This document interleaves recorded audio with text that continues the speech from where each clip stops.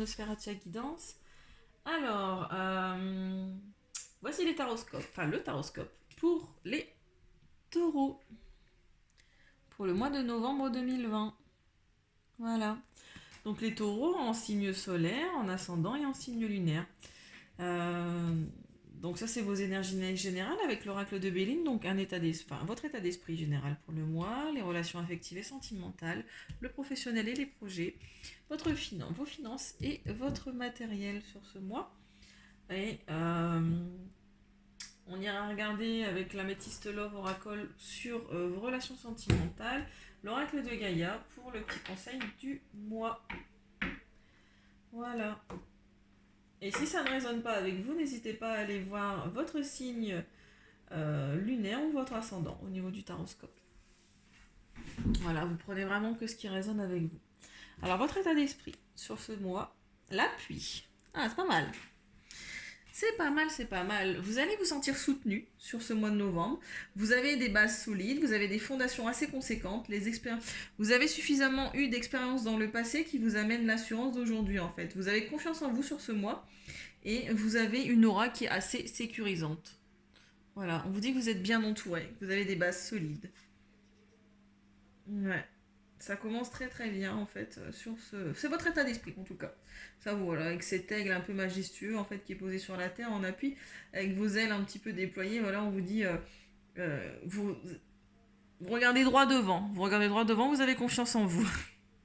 Votre petite couronne là. Donc ça c'est votre état d'esprit. C'est bien. Alors, au niveau relationnel et affectif. Ah. Alors, j'ai l'infortune et l'amitié.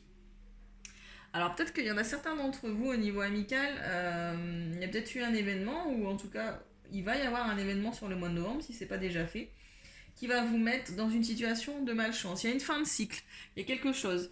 Il y a quelque chose qui prend fin avec un ou une amie, avec un ami, une amitié, sur quelque chose de fidèle. En tout cas, soit c'est un ami, soit c'est quelqu'un que vous pensez, enfin, avec qui vous y avez une certaine fidélité. Et là, il y a une certaine malchance, il y a une certaine fin de cycle, il y a fin de quelque chose qui est une situation critique, douloureuse, euh, qui a été laborieux, quelque chose qui a avancé lentement. Euh, voilà. En tout cas au niveau amical. Pour les personnes en couple, au niveau sentimental, on vous dit qu'il va falloir fournir beaucoup d'efforts en fait pour avoir un sentiment un peu de paix, un sentiment de fidélité, un sentiment un peu plus doux. Va falloir, oui, c'est quelque chose de laborieux, mais qui avance quand même. Hein. Ça a beau être une petite vieille, elle avance. Elle avance lentement, mais sûrement, hein, comme le lièvre et la tortue. Voilà, ça avance, tout avance lentement, mais sûrement.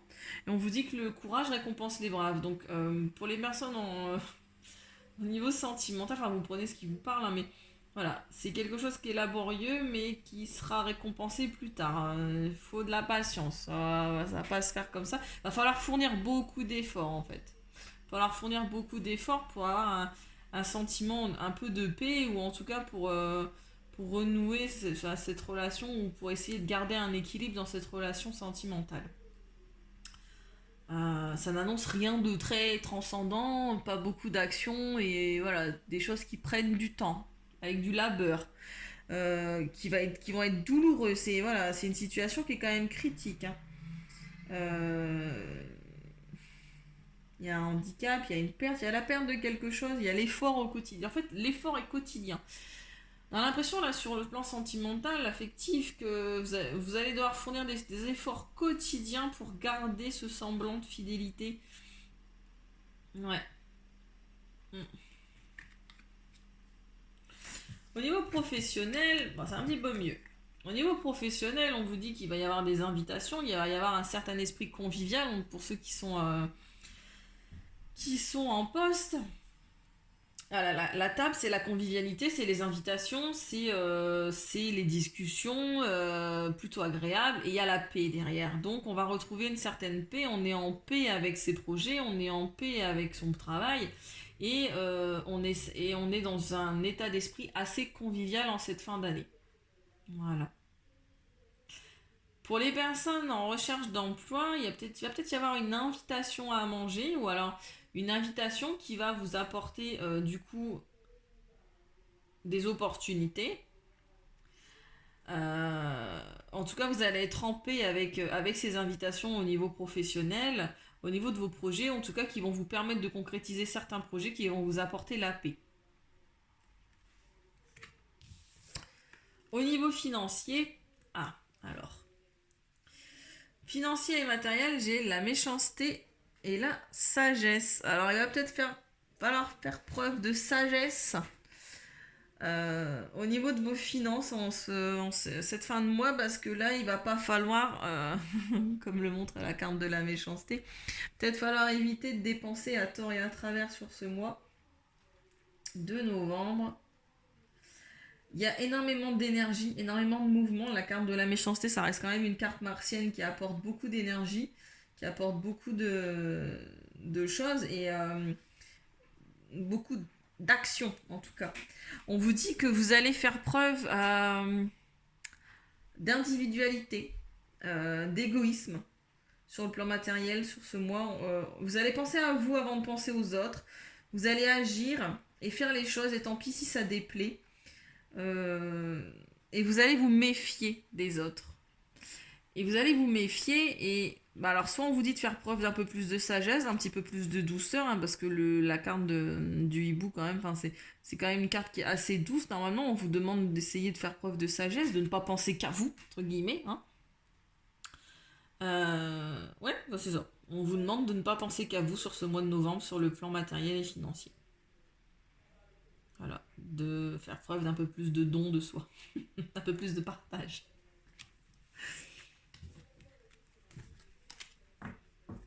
Alors, sur le plan sentimental, pour les taureaux.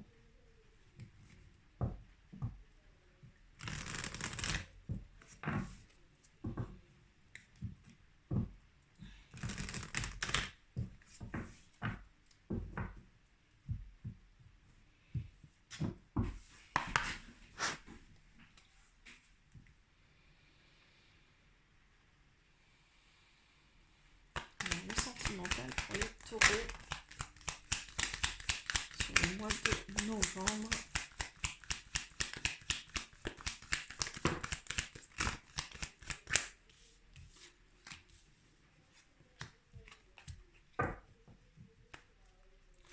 Sentimental pour les taureaux.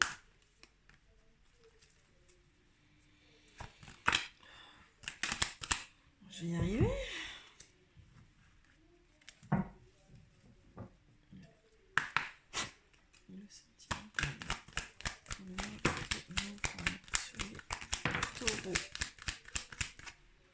Je crois que j'ai toutes mes cartes. Elles vont sauter à 3, j'aime pas ça. Je préfère quand c'est une à une.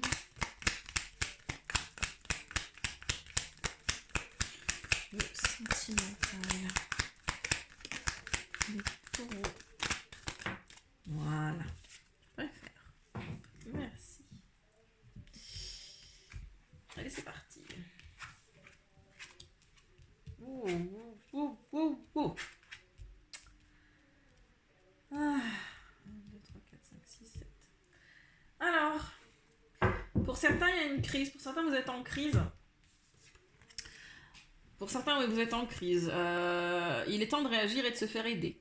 En tout cas, vous êtes proche du burn-out pour certains sur ce mois au niveau sentimental. Vous êtes en pleine situation de crise. Vous pensez même peut-être à une rupture. Ou alors, soit vous êtes en burn-out. Soit vous êtes en burn-out et en pleine crise à cause de cette rupture. Et du coup, vous êtes dans un isolement, une solitude.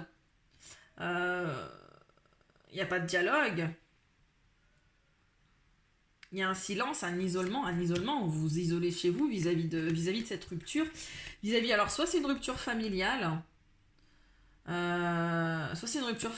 soit c'est une rupture avec quelqu'un qui était fidèle ou avec qui vous étiez fidèle, ou en tout cas il y avait une notion de fidélité, une notion d'avoir l'impression d'être de la même famille. Voilà.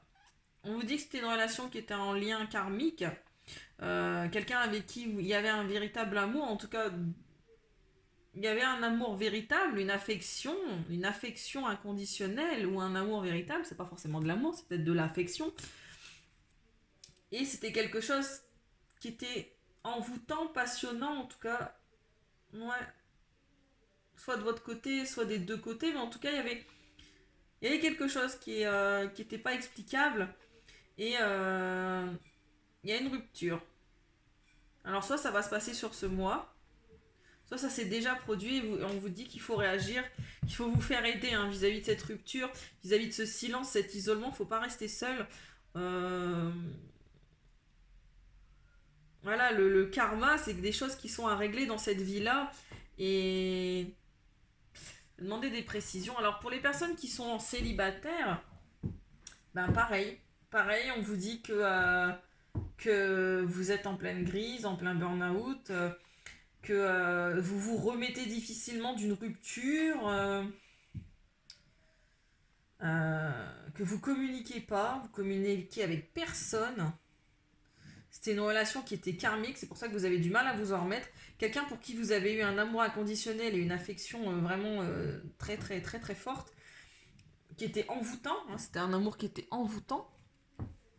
Et bah, on vous demande de vous rapprocher de votre famille, du coup.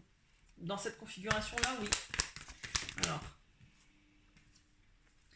les précisions, s'il vous plaît.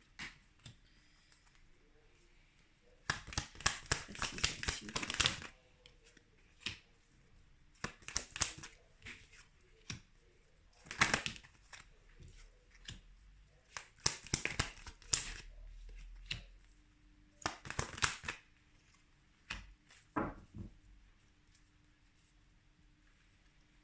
Alors, on vous dit qu'après votre crise, après votre burn-out, il y a une transformation, il y a un renouveau, il y a une métamorphose qui se fait.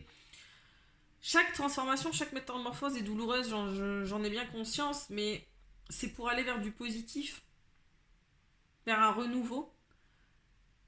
Tout changement est douloureux. Si changer c'était évident, tout le monde le ferait, et si changer c'était pas douloureux, tout le monde y arriverait en fait. Et là, faites-vous aider parce que vous êtes sur les rotules, j'ai envie de vous dire. C'était une relation karmique, donc une relation d'âme sœur. Euh, les âmes sœurs, ça peut très bien être. Puis là, j'ai la carte de la fidélité, enfin, j'ai la carte de l'amitié, donc. Euh, les âmes sœurs, c'est pas forcément sentimental, ça peut aussi être relationnel ou familial. Donc, soit vous avez mis fin à une relation karmique d'âme sœur avec un ami ou une amie. Et dans ce cas-là, il n'y a pas de dialogue, il n'y a pas de communication, il y a un silence, il y a un isolement, il y a une crise, un burn-out. Et c'est le karma. Et c'est le karma. Soit c'est avec quelqu'un de votre famille. Ça va être quelqu'un de votre famille pour certains. Et sur le plan sentimental, bah, c'est pareil. C'est quelqu'un que vous pensiez fidèle, avec une loyauté, une certaine fidélité. Hein. Je l'ai là aussi. C'est vrai que vous la voyez pas, mais. Oups.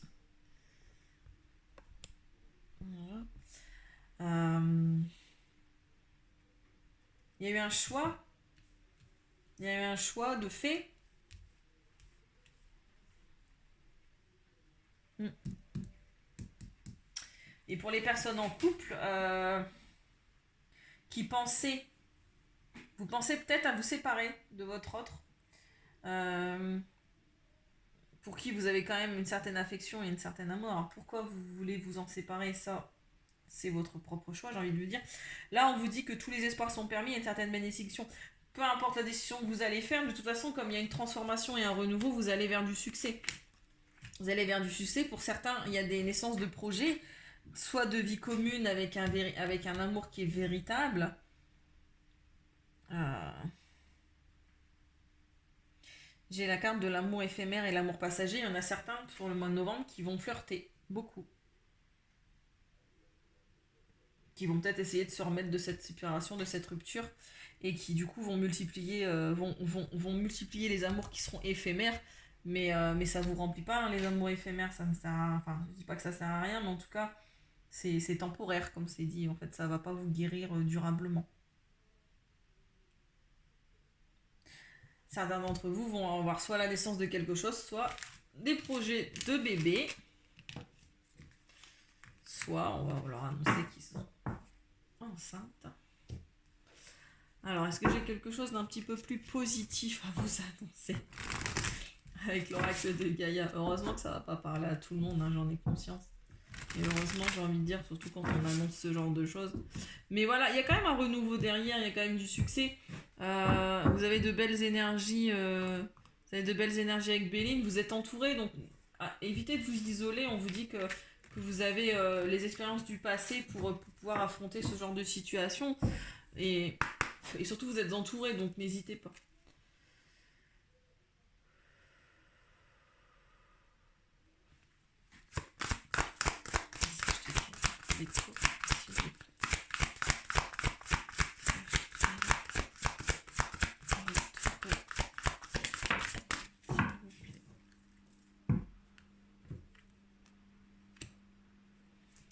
Alors, j'ai le reflet, l'illusion, l'autocritique et la distorsion. Bon, bah, j'ai vu mieux hein, comme message de fin. Alors, ouais. Vous voyez cette lune qui se reflète 3 fois? En fait, là, ce qu'on vous dit, c'est que ce que vous voyez autour de vous reflète uniquement ce qui se passe en vous. Le chaos que vous percevez ou éprouvez dans la réalité ne fait que refléter votre chaos intérieur et votre désarroi. C'est pour ça que j'ai sorti la crise et le burn-out, en fait, et qu'il faut impérativement essayer de se faire aider. C'est que si c'est le chaos à l'intérieur de vous, ce sera le chaos à l'extérieur de vous, parce que on génère ce qu'on ressent. Loi d'attraction, tout ça. On vous demande d'avoir une autocritique soigneuse sur vous, en fait. On vous demande de ne pas vous contenter d'effleurer la surface des choses. Il va falloir aller piocher en profondeur, là. Il va falloir faire son autocritique, il va falloir essayer de voir ce qui ne va pas, ce qui va, et surtout de se remettre en question. On vous dit qu'il va falloir du temps et de la patience, qu'il va falloir observer vos pensées et vos sentiments durant la journée. Et avec le temps, cette pratique va vous aider à guérir et à restaurer l'équilibre dans votre vie. On vous dit de tenir un journal de vos émotions et de vos réflexions, si possible, pendant plusieurs jours dans la journée. Et essayez de réfléchir à qu'est-ce qui déclenche ces émotions, qu'est-ce qui déclenche ces réflexions. Écrire vous aidera à condition de garder votre journal pour vous. Il vous sera peut-être utile aussi de rechercher le conseil d'un médecin ou d'un thérapeute expérimenté. Donc encore une fois, hein, crise, burn-out, il faut se faire aider. Engagez-vous dans un travail sur vous, disciplinez votre approche et ne regardez plus en arrière. Votre récompense sera plus grande que vous ne l'imaginez. Quand on est en pleine transformation, quand on est en plein renouveau, en pleine crise, et surtout là, la carte du reflet vous dit bien autocritique, distorsion, illusion. On vous dit bien que si c'est le chaos à l'intérieur de vous, ça sera le chaos à l'extérieur, certes, mais qu'il faut également faire son autocritique. Pas les autres qui sont responsables de notre malheur, on est le seul responsable de nos malheurs et on est le seul responsable des situations qu'on génère, parce que les situations qui nous arrivent sont des situations qu'on a nous-mêmes générées en fait, qu'on a provoquées, je dirais même pour certains et certaines.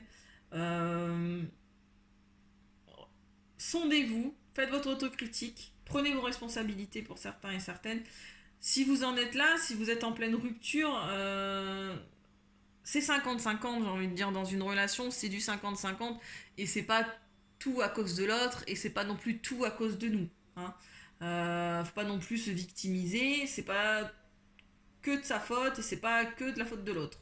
Donc, essayez de noter vos émotions, vos réflexions sur ce mois de novembre, essayez de tenir un journal et regardez ce qui provoque ces émotions, et essayez de faire votre autocritique. Bon courage. Bon courage mes petits taureaux. Je vous dis à bientôt. N'hésitez pas à liker, à vous abonner si ça vous a plu et si vous voulez suivre les taroscopes pour les mois suivants et les futures vidéos. Je vous fais des gros bisous et je vous dis à bientôt. Bye bye.